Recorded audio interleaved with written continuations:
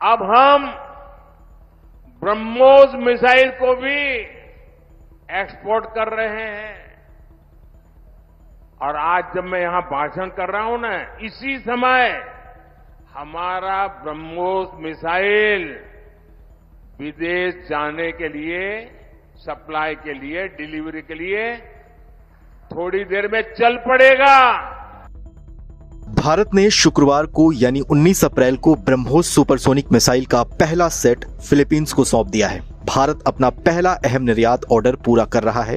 भारतीय वायुसेना का C-17 ग्लोबमास्टर ब्रह्मोस मिसाइल का पहला सेट लेकर फिलीपींस पहुंच चुका है।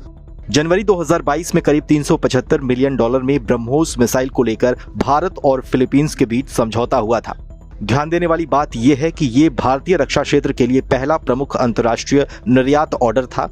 भारत के द्वारा फिलीपींस को दिया गया ब्रह्मोस का वर्जन 290 किलोमीटर रेंज के साथ एक एंटी शिप क्रूज मिसाइल का तट आधारित वेरिएंट है। फिलीपींस को जो मिसाइल दी जा रही है वो बेसिक और छोटे वर्जन की है। मार्च 2022 में भारत ने फिलीपींस के साथ एक महत्वपूर्ण समझौते पर हस्ताक्षर किया था, जिसमें ब्रह्मोस और अन्य रक्षा सहयोग पर सरकार से सरकार सौदे का रास्ता खोला गया।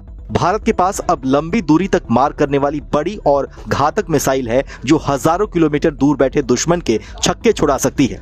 भारत का डिफेंस एक्सपोर्ट लगातार अब बढ़ता जा रहा है। ऐसे में अब मिडिल ईस्ट और उत्तरी अफ्रीका में मौजूद मित्र देशों ने जमीन और हवा से लॉन्च होने वाली सुपरसोनिक क्रूज मिसाइल ब्रह्मोस को खरीदने में रुचि दिखाई है। भारत के पास ब्रह्मोस के कई वर्जन इस वक्त मौजूद हैं, जिसमें से जमीन से हवा में मार करने वाली ब्रह्मोस के साथ साथ युद्धपोतों और फाइटर जेट से भी हमला करने वाली ब्रह्मोस मिसाइल शामिल है।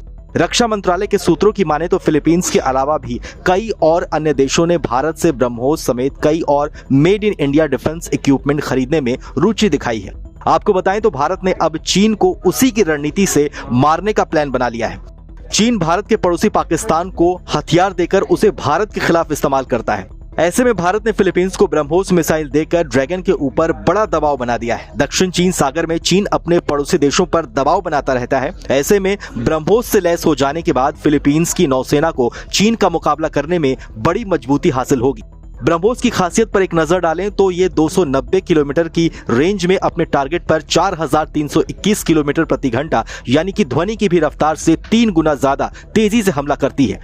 ब्रह्मोस हवा में ही रास्ता बदलने में सक्षम है। चूंकि ये 10 मीटर की हाइट पर भी उड़ान भर सकती है, इसलिए ये रडार को भी चकमा देने में सक्षम है। ब्रह्मोस मिसाइल 200 किलोग्राम वॉरहेड ले जा सकती है।